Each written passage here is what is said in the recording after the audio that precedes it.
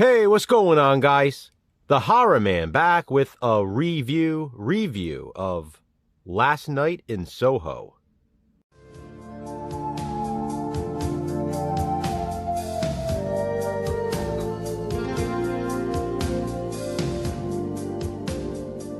Reviews are something I might do from time to time. Basically, I'll cover movies I already reviewed, or films of which I wasn't originally a fan. Usually, if I don't like a movie, I simply won't review it, because I rather spend my time promoting films than trashing them. I do, however, believe in giving them second chances, and maybe even more. Sometimes certain films just don't resonate the first time. This won't be a weekly series or even a monthly thing. I'll just film these videos whenever I feel like it. I thought Last Night in Soho would be a fitting first movie for this series, because it's an interesting case for me. I reviewed it back when it was first released, and I liked it a lot. I believe at the time I was sort of distracted by the visuals. It's a beautifully shot film. After filming and uploading that first video, though, I sat back and thought about the movie some more. The more I analyzed it, the more I found things I didn't like. That's why I held off on buying this Blu-ray DVD combo pack when it came out. I wasn't in a rush to revisit it. I always planned on eventually getting it when the price was right, but I was in no hurry. But then, as luck would have it, I found this Blu-ray DVD combo pack brand new at a thrift store recently. So, it was time. Now, I should mention, this video will not contain major spoilers, but it might go into some minor spoiler territory. I won't give away anything big enough to ruin the experience for you if you haven't seen the film. The more I thought about Last Night in Soho after that first watch, the more I realized I didn't like the message. In the simplest terms, you could see this film as a man-hating movie. And I'm clearly not the only one. I received numerous comments under that original review saying the same thing.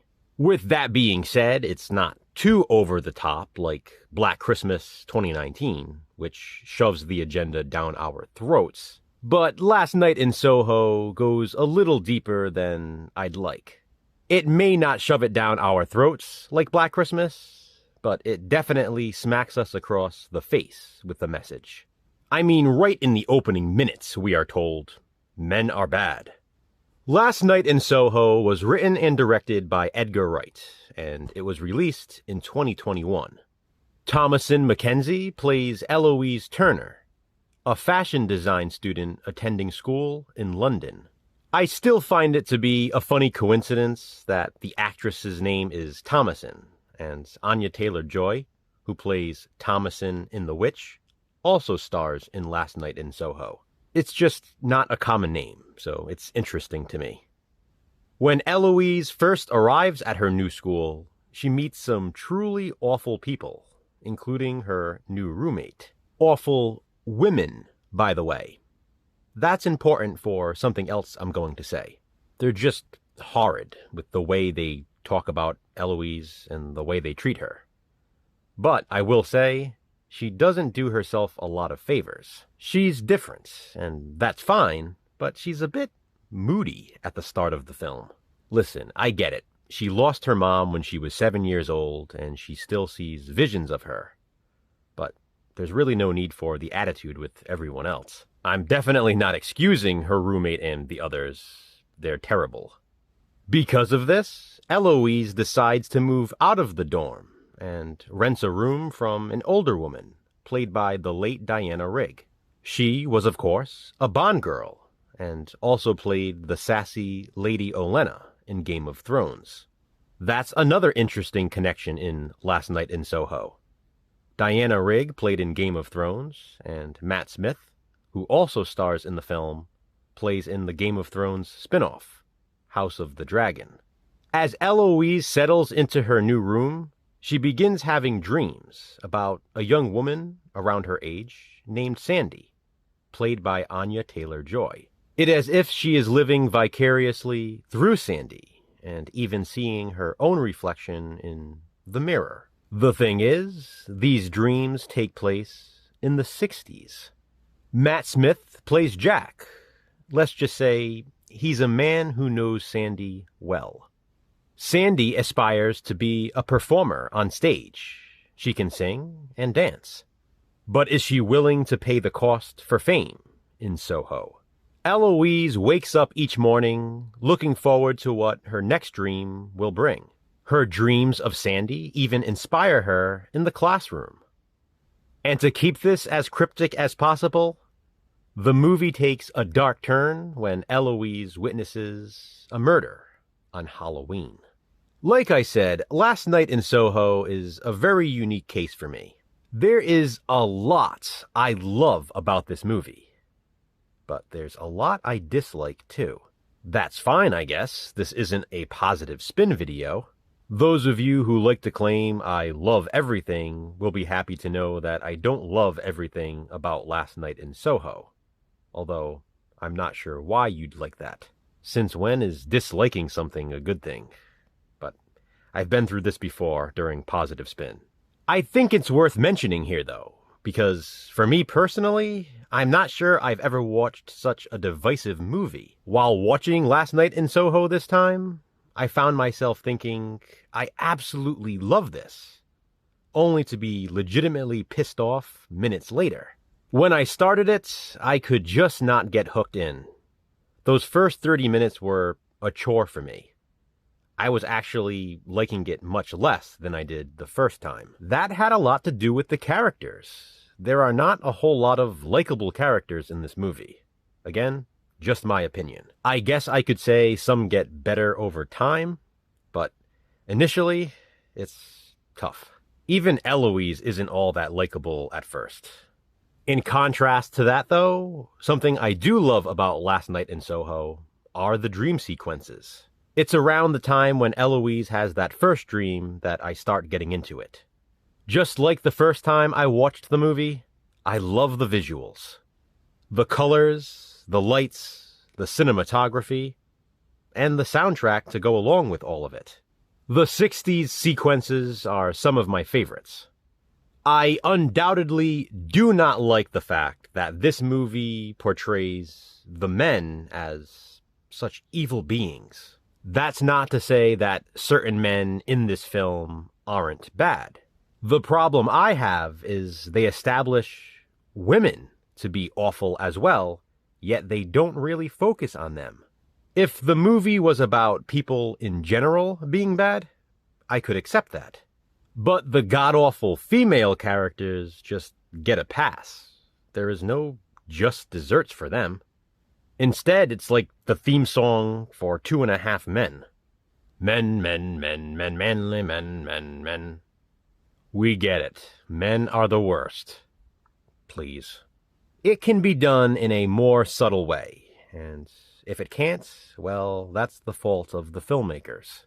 Now, for something else I do love about Last Night in Soho.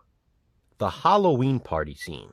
I mean, as horror fans, don't we just live for stuff like that in films? It's always fun seeing different costumes and makeup and Halloween festivities in a horror film. After the Halloween party is when we get the first slashing of the movie.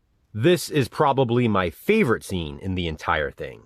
It's so gorgeously shot. I love the reflection in the knife. It's pretty brutal too.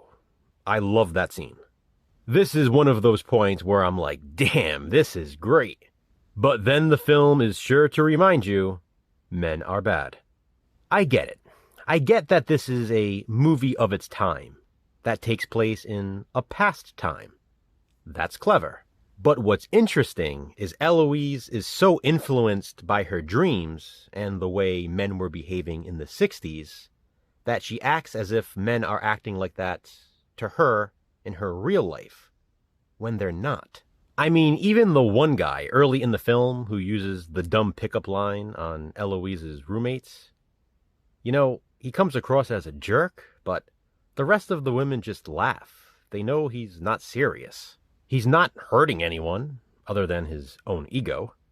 My point is, Eloise creates this misdirected animosity towards the male species because of her dreams. Even the one guy in the entire film the movie doesn't try to make look bad is affected by this, which made me question this time, what is the film trying to say? Are men oftentimes judged by the actions of others? Isn't that like saying if one dog bites you, every other dog will bite you too? There are bad people of all shapes and sizes. This is what made Last Night in Soho so interesting this time. I'm thinking about it more and more and more. Truthfully, I don't know how to feel about it. Something else I love is the concept of Eloise seeing places in her dreams that she hasn't yet seen in real life. It's sort of like seeing déjà vu depicted on film, which I think is cool. We've all experienced that. Anya Taylor-Joy is great as Sandy. I love that she can actually sing. She sounds good. Diana Rigg is always fantastic. What an actress. And Matt Smith is charismatic. Thomasin McKenzie is fine as well. It's no fault of the actress. I'm just not a huge fan of her character, although she does get better as the movie goes, for the most part. Maybe she just gets more tolerable. I don't know. Meanwhile, John is maybe the only truly likable character in the entire movie. All the others have bad qualities or are just downright awful. In addition to the dream sequences and the Halloween scene, another I really like is the scene in the library.